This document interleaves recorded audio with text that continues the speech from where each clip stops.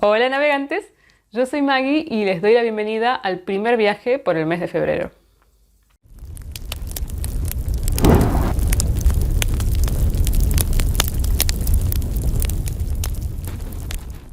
¿Cómo están? Espero que bien y que disfruten el wrap-up del mes de febrero con todos los libros que leí, que no creo que sea lo que va a pasar en marzo, porque marzo me está matando. Pero bueno, hay meses que son así en el año. Durante el mes de febrero leí 11 libros en total, por lo que este wrap-up también va a estar dividido, porque hay algunos sobre todo que quiero hacer un poco de hincapié, quiero detenerme un rato, porque me parece que valen la pena o lo valen. Y no quiero estar pensando que se me está pasando tiempo, que son muchos libros, que mejor lo hago más rápido para que quede más corto. Quiero poder detenerme, desplayarme, hacer lo que yo quiera con tranquilidad. Así que bueno, lo dividí en 5 y 5. ¿Por qué? Porque hay dos libros que los voy a unir en uno. Así que vamos a hacerlo un poco más parejo. Y bueno, ahí empezamos. El primer libro que terminé durante febrero, y como siempre aclaro, los libros están en orden de finalización, no tiene nada que ver con si me gustaron más o menos, es el número 4 de la saga Mistborn, que es Nacidos de la Bruma de Brandon Sanderson. En este caso, este es el primero de lo que sería la segunda trilogía. Hay una primera trilogía, después una segunda trilogía que están separados por unos 200 años, incluso creo que más. 200 o 300 años entre sí, o sea que son dos sagas totalmente distintas y que no comparten personajes, pero sí comparten el mundo y la ciudad específica en donde se desarrolla. Este se llama Aleación de Ley y es el primero de la segunda trilogía. Bueno, me encontré con un libro totalmente diferente a la primera trilogía. A mí la primera trilogía me gustó muchísimo, me pareció muy interesante, con la salvedad del segundo, que si bien me pareció muy bueno, porque Sanderson escribe muy bien y es muy interesante en general, tiene para mí una decaída grande argumental y sobre todo rítmica. Uno empieza a sentirlo pesado. Pero después la saga cierra maravillosamente y el tercer libro es impresionante. Así que bueno, la idea general de esa primera saga fue muy buena.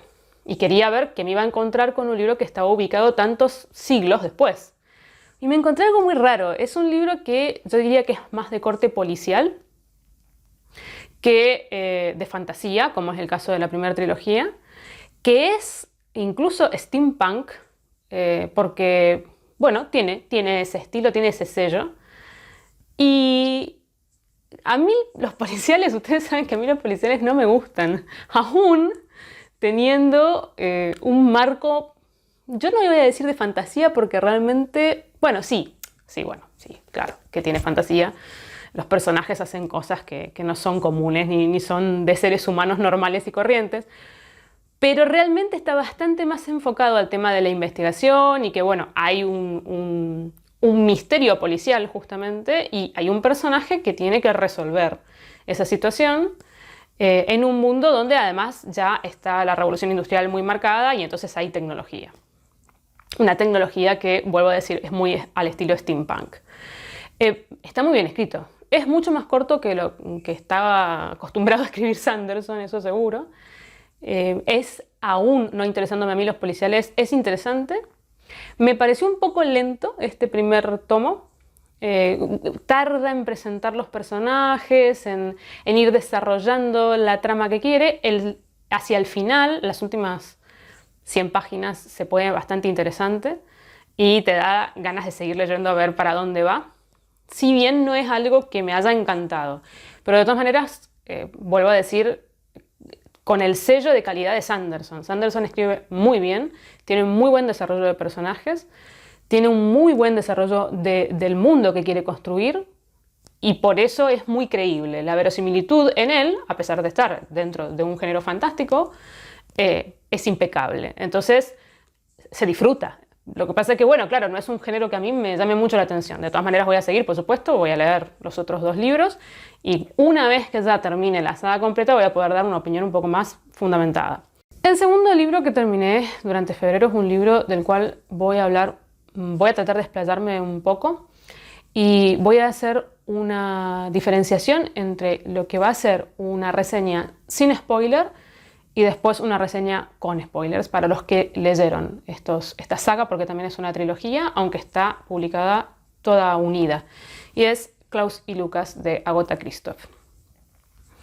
Bueno, este libro lo tenía en mi lista de pendientes, lo tenía comprado y estaba en mi biblioteca hacía mucho tiempo.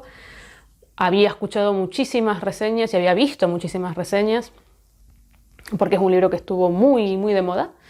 La gente en la totalidad coincidía con que era un libro impresionante, impactante, buenísimo, con un giro final increíble y es favorito de muchos lectores.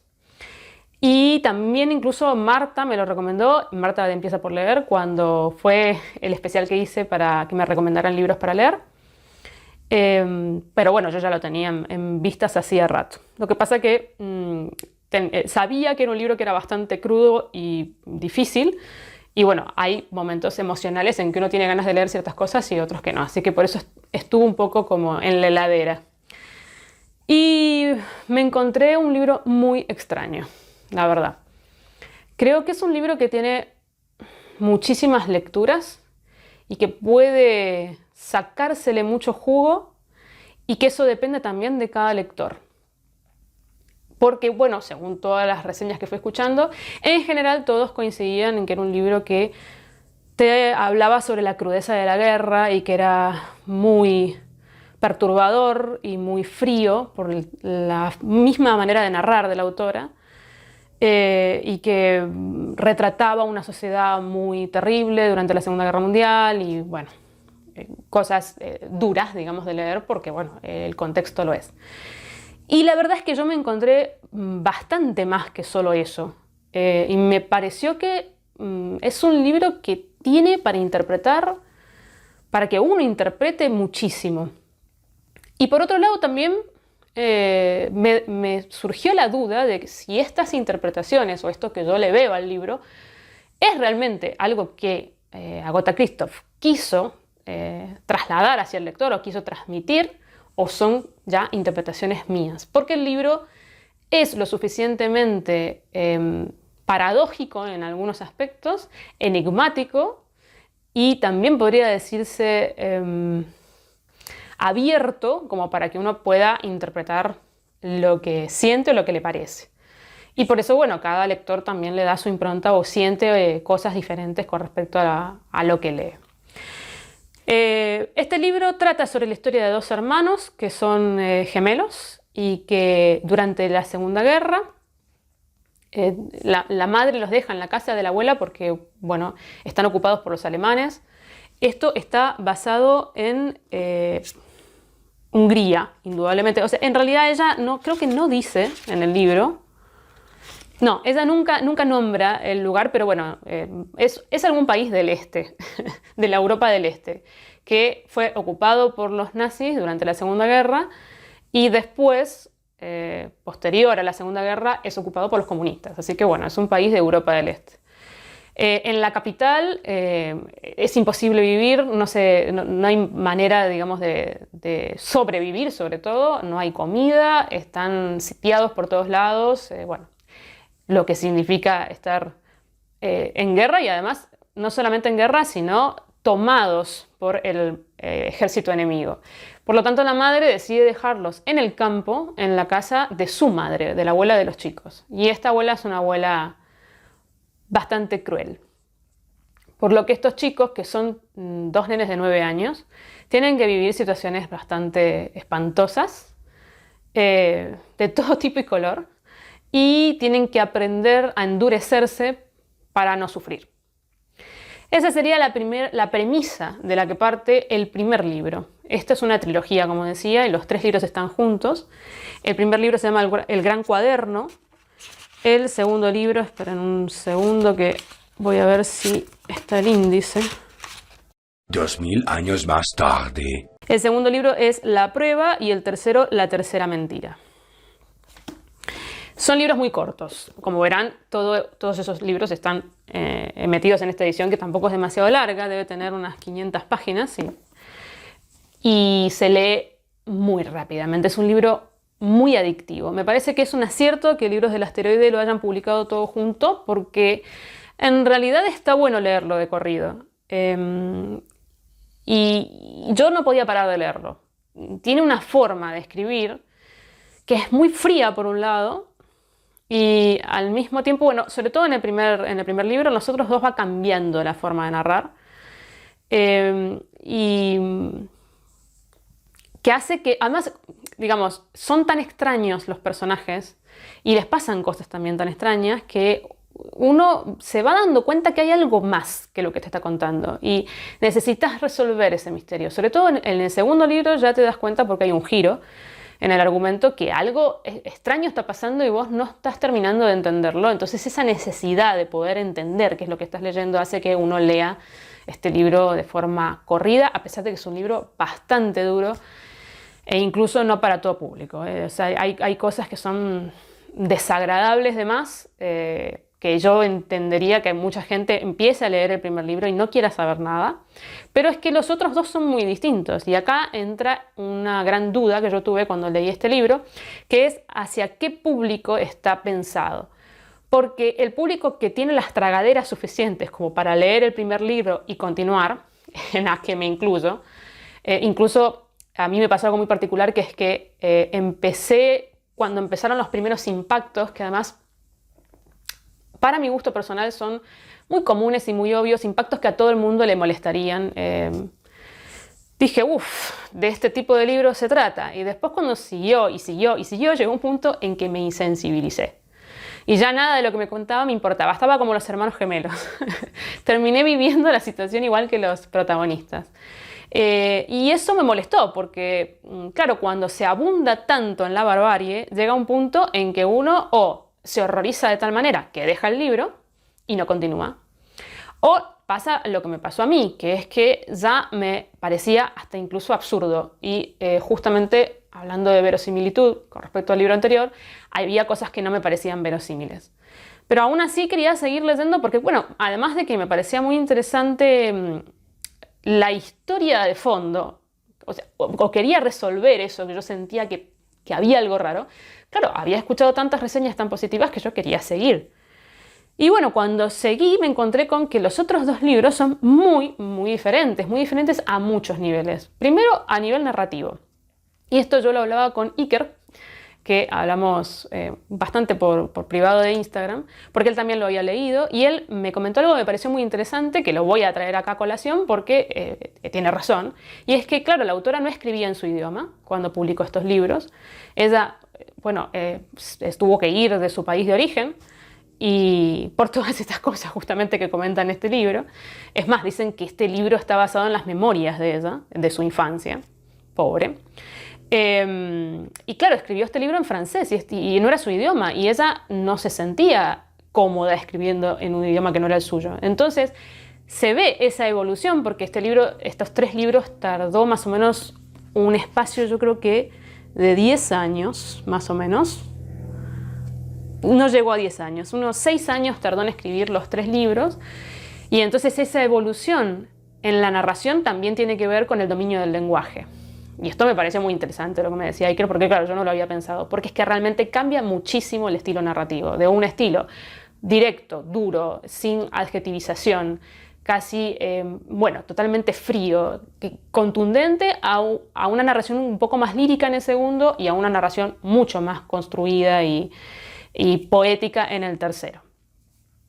Por lo tanto, también los libros van como desde la oscuridad hacia la luz, no solamente a nivel narrativo, sino en cuanto a la historia.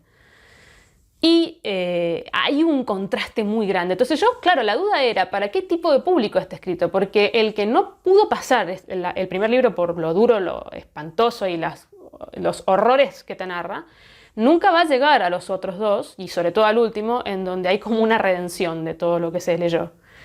Y al que le interesara, la persona que le interesa a los otros dos, no le puede haber interesado el primero, o le tiene que haber chocado tanto el primero que no sé, o sea, me pareció una cosa muy extraña realmente, un libro de muchos contrastes. Y hasta acá lo que puedo decir sin hacer ningún tipo de spoiler. Sí, puedo decir también que el tercer libro tiene un giro contundente que hace que todo se tambalee, lo que uno estuvo leyendo hasta el momento, y bueno, cambia totalmente la perspectiva de lo que has estado leyendo. Y hasta ahí, vuelvo a decir, llego a hacer la reseña sin ningún tipo de spoiler. Voy a dejar en la cajita de información este punto de inflexión para los que no quieren avanzar porque no han leído el libro y lo quieren leer, y a los que sí lo leyeron y me quieren acompañar, bueno, seguimos. Por supuesto también voy a dejar en la cajita hasta dónde está el spoiler, para no arruinarles absolutamente nada. Ahora, a partir de acá, ya empiezo a hablar sin ningún problema hacia aquellos que sí lo leyeron y que saben de qué se trata. ¿Qué pasa con esta historia? Que en el libro 2 y en el 3 nos damos cuenta que lo que se habló en el primer libro era mentira. Y esto es lo que a mí me parece muy interesante de esta historia. Y muy interesante del giro que ella produce en el lector. A mí particularmente una de las cosas que me molestó del primer libro justamente fue la inverosimilitud. Yo leía un montón de barbaries, degradaciones humanas, filias de todos los tipos y colores, parafilia, pedofilia, zoofilia. Parece que el autor hubiera agarrado un manual psicológico de perversión y hubiera puesto todo lo que podía encontrar, pero además siempre la perversión hacia lo sexual.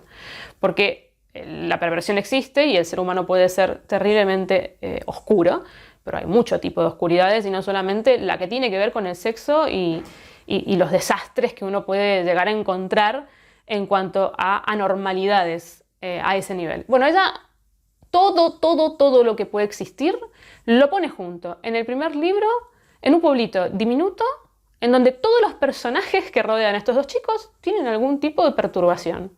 Entonces, claro, llega un punto en que uno dice, pero ¿hasta qué punto esto es verosímil? O sea, es verdad que el ser humano puede ser oscuro, es verdad que pueden pasar muchas cosas, es verdad que existe la barbarie, que en contextos difíciles eso puede surgir mucho más obviamente que en otros momentos, pero hay un límite. Hay un límite de credibilidad. Si todo lo que sucede y todo lo que rodea a estos chicos es así de espantoso y siempre para el mismo lado, además, llega un punto en que, como vuelvo a decir, uno se insensibiliza y ya le parece incluso hasta absurdo, gracioso. A mí me pasó momentos, por ejemplo, ya en que me dio gracia, en que de repente aparecía otra perversión distinta y yo decía, le faltaba esta filia, pobre, estaba aparte y no la había querido incluir y ahora sí está todo completo. Claro, cuando uno empieza a tomarse el libro de esa forma, hay un punto en donde en vez de movilizarte como yo pensaba que quería movilizarme la autora, no solo hacia el desagrado, sino hacia el horror, ya directamente había ido al lado opuesto de su objetivo. Entonces, claro, yo empecé a pensar, pero este libro, ¿de qué se trata? O sea, ¿para qué está escrito así? ¿O qué es lo que me quiere decir? ¿Qué es lo que me quiere contar? ¿Para dónde quiere ir? Cuando leo el segundo libro, me doy cuenta que algo está sucediendo. Que eso que habíamos leído en el primero no es... O sea, esa sensación que yo tenía de que no es creíble, tengo razón, es cierto. Y en el segundo libro empieza a desvelarse que lo que se narró en el primer libro son invenciones de uno de los personajes. Porque ese personaje está perturbado, está torturado y entonces pasó todo por un filtro que no era el real. Y ya en el tercer libro, la vuelta total que da a la historia y el darnos cuenta de que todo lo que se contó, sobre todo en el primer libro, pero también parte del segundo, eran todas invenciones de uno de los personajes en busca de algo que él necesitaba, que era su hermano, y la verdadera historia. Y a mí me pasó algo muy, muy curioso, que es que el último libro, que es el libro más común de los tres, y es el libro, por otro lado, más sano, porque los personajes no son perversos. El contexto es un contexto difícil, pero por otro lado también hay mucha luz, hay protección, hay figuras de autoridad presentes, pero al mismo tiempo me dio una sensación de pérdida, de melancolía, de tristeza, en donde uno piensa que en realidad muchas veces lo superfluo y lo común y corriente de la vida puede ser mucho, mucho más terrible que lo extraordinario. Y que aún en un contexto cuidado, en un contexto donde hay amor, donde hay protección, etc., una persona puede de todas maneras vivir una vida terriblemente triste, anodina y sin sentido.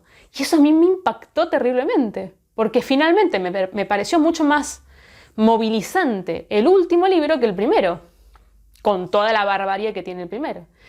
Por otro lado, y acá viene una interpretación que vuelvo a decir, me parece o sea, es propia, y no sé si es que Agatha Christie quería que yo interpretara eso, aunque pienso que puede ser, es que con esta postura o esta puesta en escena que ella hace de una historia que podría ser cierta pero no lo es, y es espantosa, y al mismo tiempo justifica un montón de actitudes de los personajes, etc. La verdad, que en realidad no es tan trascendental, pero al mismo tiempo igual es muy terrible. Lo que también te hace pensar es en la mentira, en la campaña de la mentira, en el oscurantismo, en el dar vuelta a la información, transformarla para que te llegue de la manera que a la persona que transforma la información le interesa y para vos, que vos creas todo eso que te está diciendo y entonces digas, claro, bueno, es verdad, tiene justificación la situación o lo que sea. Porque ella en un momento muy sutil del último libro habla de la campaña de la mentira del régimen comunista. Y dice que el personaje, que cómo puede ser que él viviendo como vive en una situación que es tan mal, que no pueden comer, que tienen hambre, que las cosas se ve que no son correctas, él que trabaja en un diario tiene que todo el tiempo publicar que está todo bien, que todo está perfecto, que el enemigo ha sido derrotado, que todo lo que era malo está del otro lado de ese lugar. Entonces ahí empecé a pensar, ¿y no te querrá ella decir justamente, no te querrá demostrar cómo es la campaña de la mentira? Cuando vos lees una historia que pensás que es cierta y entonces decís, claro, con razón, los personajes, no sé, reaccionaron así, o está justificado que hagan tal cosa, y de repente te das cuenta que todo eso que te contó es mentira, que te han estado manipulando. Yo lo tomé por ese lado y me pareció interesantísimo. Hay muchas reflexiones que se pueden hacer de este libro, sobre todo porque es un libro bastante espejo, va desde la oscuridad a la luz, en cuanto a muchas cosas y sobre todo al contexto, la narración y lo que tienen que vivir los personajes, y al mismo tiempo de la luz a la oscuridad con respecto a los personajes en sí mismos, porque a pesar de estar en un mundo espantoso en el primer libro, como esos dos personajes están juntos, los dos hermanos, pueden sobrevivir, y en cambio en el último libro, a pesar de estar en un contexto dentro de todo cuidado, al no poder estar juntos y romperse ese lazo, esos personajes no pueden sobrevivir como corresponde. Es muy interesante este contraste y este balance que hace la autora con el libro, pero me parece que está muy alejado de esas interpretaciones que me parecen un poco simplistas con respecto a lo que es el horror de la guerra y que solamente hablan de la barbarie, de las cosas espantosas. Me parece que hay mucho más detrás. Terminó pareciéndome un libro muy interesante. Empecé por decir, voy a tener la opinión impopular que todo el mundo le gusta y a mí no. Y terminó pareciéndome muy interesante, pero por otros motivos. El tercer libro que terminé durante febrero fue Juego Limpio, de la autora Finessa Tove Jansson, que en realidad escribe en sueco. Estos libros los publica una editorial argentina que se llama Compañía Naviera Ilimitada. Tienen unas ediciones muy lindas, realmente están muy bien hechas. Cada una de ellas tiene motivos diferentes en lo que sería la tapa. La tapa es bastante dura, el papel es de muy buena calidad, el tamaño de la letra es lindo, no sé si se verá lo que estoy mostrando, pero bueno, es una muy buena editorial realmente. Y lo que tiene de interesante es que es la única editorial de habla hispana que publica a esta autora. Y bueno, y eso es bueno. Y ya tienen publicados otros 2 libros previos que yo ya leí porque me gusta. Y lo publicaron hace muy poco. Yo algo conté de esto en el video, creo que del book tag anterior. Estaba muy interesada en leer otro libro más de Tove Jansson. Este libro es raro. Bueno, en realidad los libros de Tove Jansson son raros, todos, en mayor y menor medida.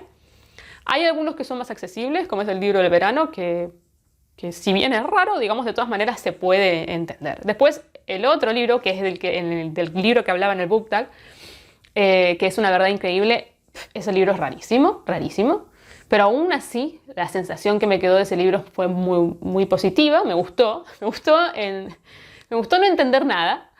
Y creo que sigue con la estela del libro anterior, en el sentido, no es que es un libro raro y que no se entiende, sino que es como que no pasara nada.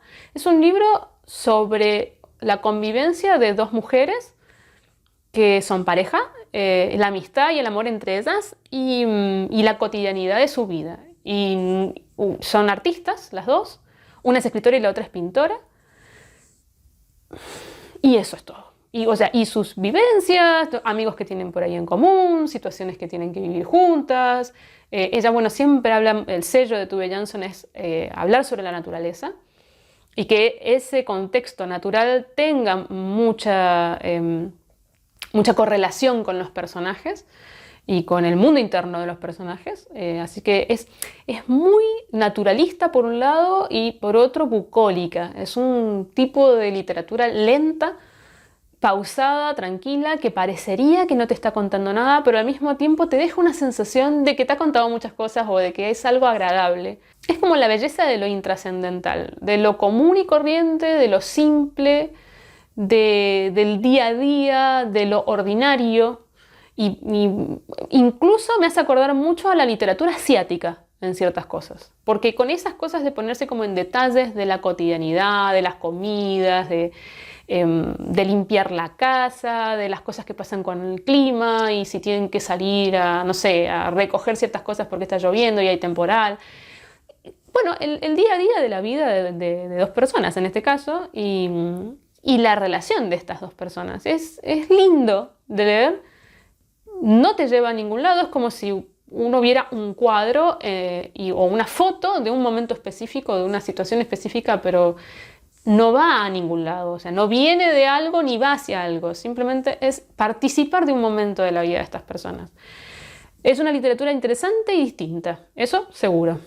Bueno, la cuarta lectura del mes de febrero es un metejón de la adolescencia y indudablemente yo ya estoy vieja para estos libros, no tengo la edad para aguantarme este tipo de libros y ya no sabría decir si es malo, que para mí lo fue, digamos, o sea, fue una mala experiencia y fue un libro malo, pero no sé cuán objetiva puedo ser. Me parece que a lo mejor para un adolescente puede estar muy bueno, qué sé yo, ya no sé ni qué decir. Y es Balada de pájaros, cantores y serpientes de Susan Collins, es la precuela de Los Juegos del Hambre.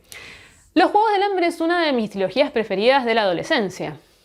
Me gustó muchísimo cuando lo leí. Incluso lo releí hace poco y me volvió a gustar. Sí le veí fallos que no vi en su momento y le vi algunas cosas que dije, bueno, sí, está muy bien para la adolescencia, no está tan bien para cuando sos un poco más grande, pero sigue siendo un libro interesante y está bueno. Tengo que leer Battle Royale, que dicen que es el libro en el que se ha basado ETA para escribir esta trilogía.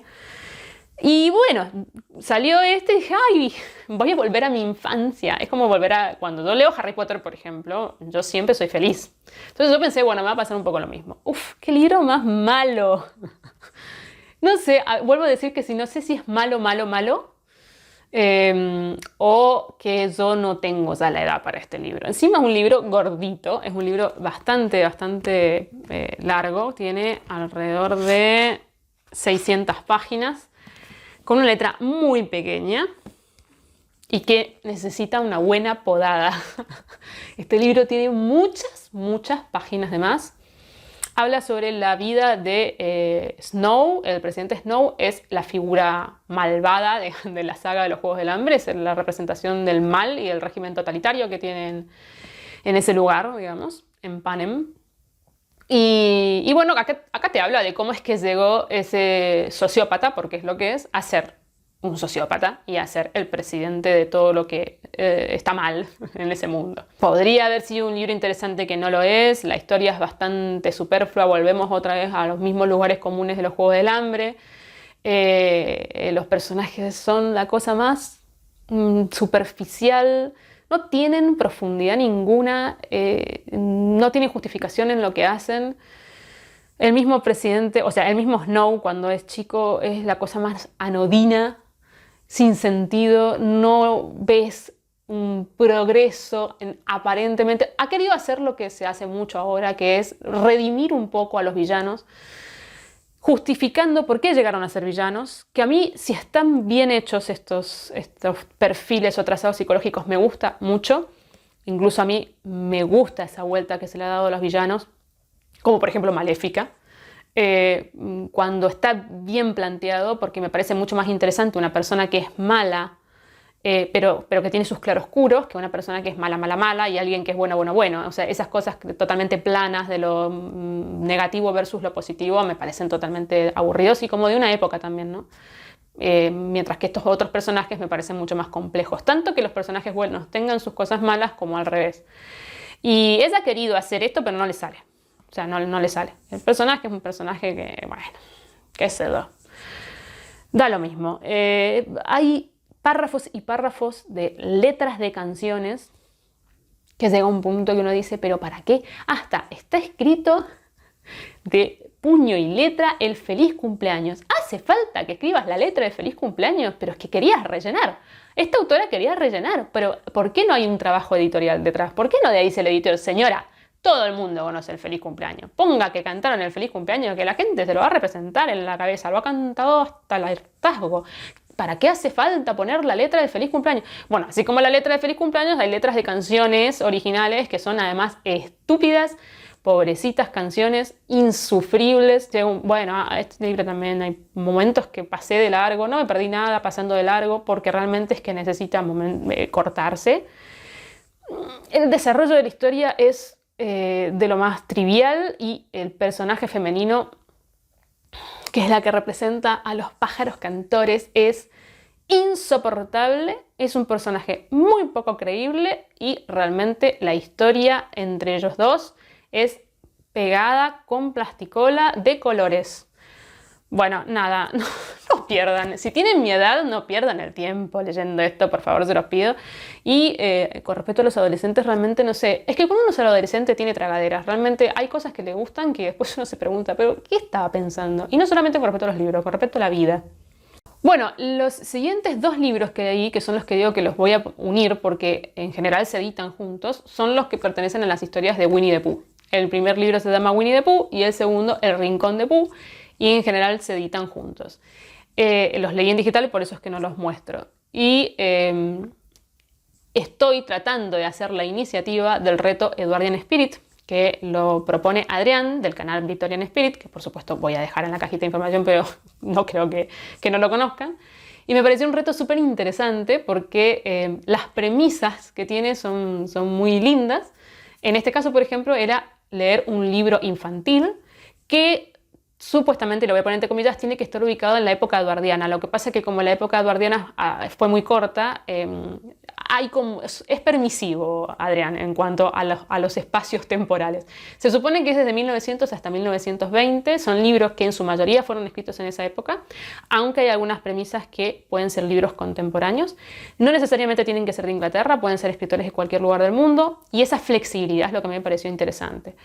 Es más, en el caso de Winnie the Pooh, voy a leer las fechas. El original de Winnie the Pooh es de 1926 y El Rincón de Pooh del 28, o sea que también se estaría pasando.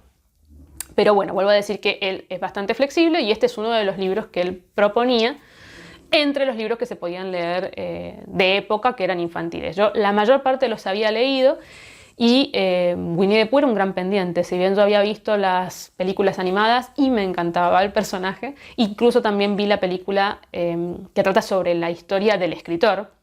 ¿Por qué no dije que Winnie the Pooh fue escrito por Alan Alexander Milne?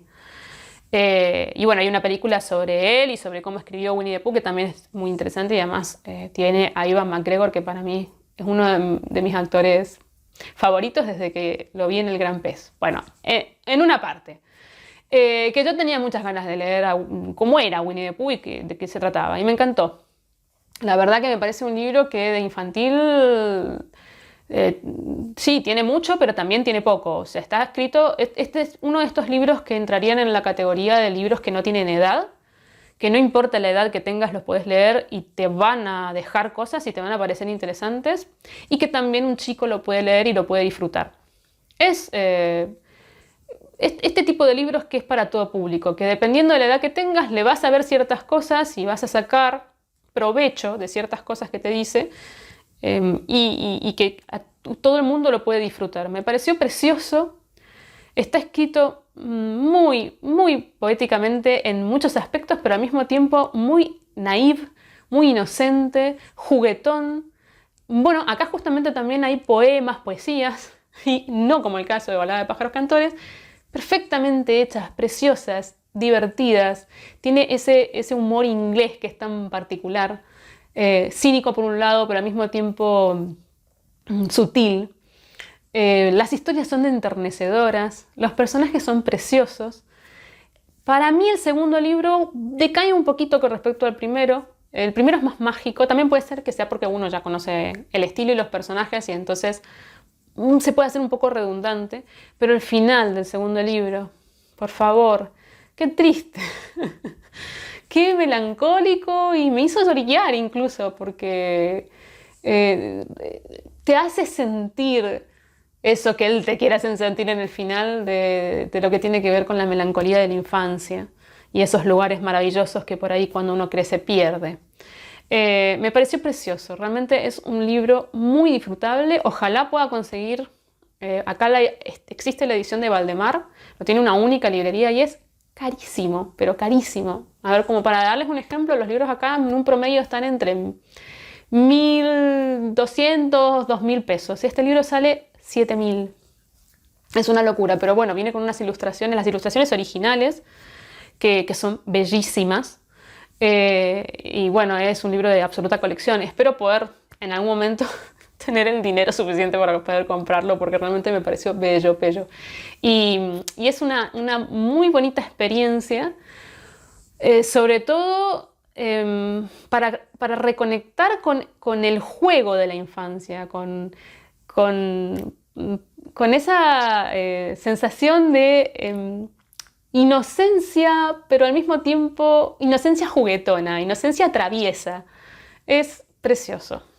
Bueno, y hasta aquí hemos llegado con la primera parte de este wrap-up. Como verán, había un libro sobre todo del cual quería hablar en profundidad, que era el de Agatha Christoph, y quería poder detenerme lo suficiente y no estar pensando, uy, estoy hablando mucho, voy a tener que editar. Así que espero que les haya gustado. No se pierdan de la segunda parte porque hay un libro que leí por recomendación de ustedes, que yo lo vengo haciendo en realidad hace rato, que es cada mes tratar de leer algún libro que ustedes me recomiendan, pero ahora lo que estoy haciendo es justamente con la latita que está aquí. Todas las recomendaciones están dentro de la lata. Cada mes saco lo que sea al azar, el mismo estilo que hice para cuando hice el especial. Y bueno, salió uno que me gustó mucho además, así que no se pierdan la segunda parte que se los voy a comentar. Nos estamos viendo.